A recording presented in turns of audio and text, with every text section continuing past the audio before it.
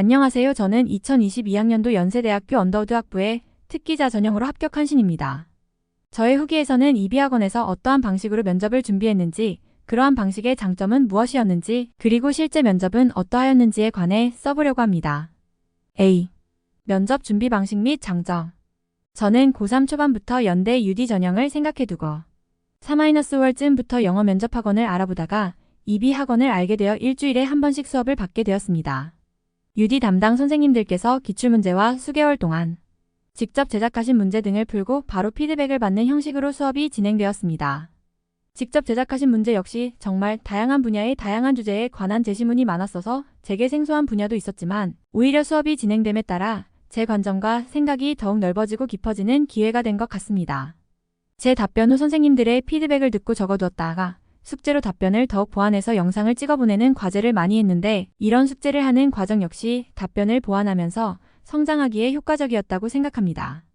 초반에는 캠코더로 제 대답을 녹화한 것을 이메일로 보내주셔서 스스로 답변할 때의 모습을 보고 고쳐나갈 부분을 바로잡기에 좋았어요.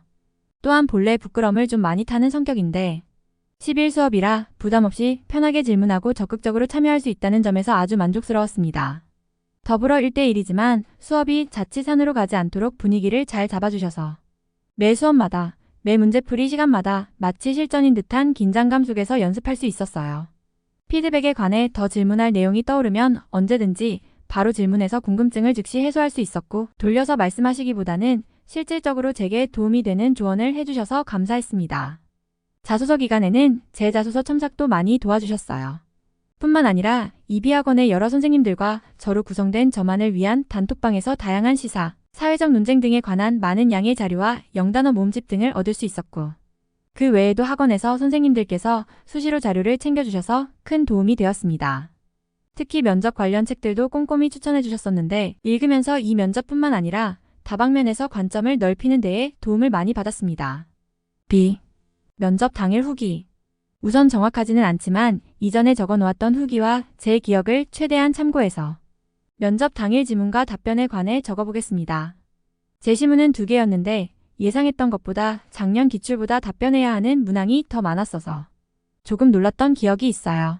우선 첫 번째 제시문은 일본에서의 복수 개념에 관한 내용이었습니다. 복수는 공식적 절차에 따라 이루어져야 하고 유교적인 공자 시각에서 볼 때 가족이나 친족의 복수는 오히려 정의롭다고 주장하는 내용이었던 것 같아요. 두 번째 제시문은 복수는 비합리적이며 범죄 예방 등의 매우 긍정적 효과를 도출해낼 때만 허용될 수 있다는 공리주의적 내용으로 대체적으로 첫 번째 지문과 반대되는 내용이었습니다. 지문 1. 첫 문항은 근대 일본에서 복수라는 행위를 뒷받침한 유교적 원칙에 관해 설명하라는 질문이었습니다. 기억이 뚜렷하게 나지는 않지만 부모의 원수와 같은 하늘 아래서 함께 살 수 없다는 내용의 제시문을 인용하여서 일본에서 받아들여졌던 공자의 가치관의 중요성과 가족의 개념에 초점을 두고 설명했습니다. 두 번째 문항은 공식적 절차 사법, 기관에 알리는 등을 거쳐 복수해야 하는 이유에 관한 질문이었던 것 같습니다. 끝나고 생각해보니 무분별한 복수 행위를 방지하기 위해서라는 답이 떠올랐는데 당시에는 이 질문을 100% 이해하지 못해서 제시문 인용을 많이 했지만 좋은 답변은 하지 못했던 것 같습니다. 지문 2. 세 번째 문항은 지문 2에 나와 있는 견해를 비판하라는 질문이었습니다. 지문 2의 견해는 공리주의적인 견해였으므로 공리주의의 한계점을 참고해서 비판을 했습니다. 범죄 예방 등의 긍정적 효과 도출에 명확한 기준이 없다는 점을 포함해 모든 점이 다 기억이 나지는 않지만 모순이 되는 점을 비판했던 것 같습니다. 네 번째 문항은 지문 1의 저자가 지문 2의 주장에 대해 어떻게 반응할지 유추하라는 질문이었습니다. 이 문제는 두 지문이 꽤 상반된 주장을 하고 있었기에 상대적으로 쉬웠던 것 같아요.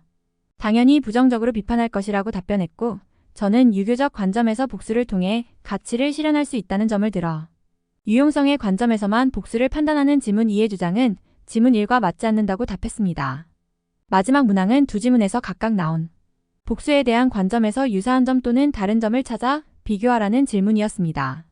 저는 유사한 점과 다른 점 모두 찾아 답변했습니다.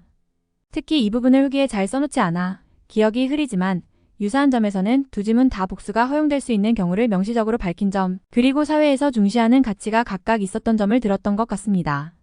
다른 점에 관해서는 이러한 사회에서 중시하는 가치가 지문 1에서는 유교적 가치, 가족의 정의 등로 지문 2에서는 유용성으로 각각 다르게 나타난 점, 그리고 전반적으로 지문 1에서는 복수에 대해 유하고 오히려 권하는 분위기라면 지문 2에서는 예외적 경우를 제외하고 복수를 정당화하기 어려운 것으로 보았다는 점에서 뚜렷한 차이를 보인다고 생각했습니다. 기타.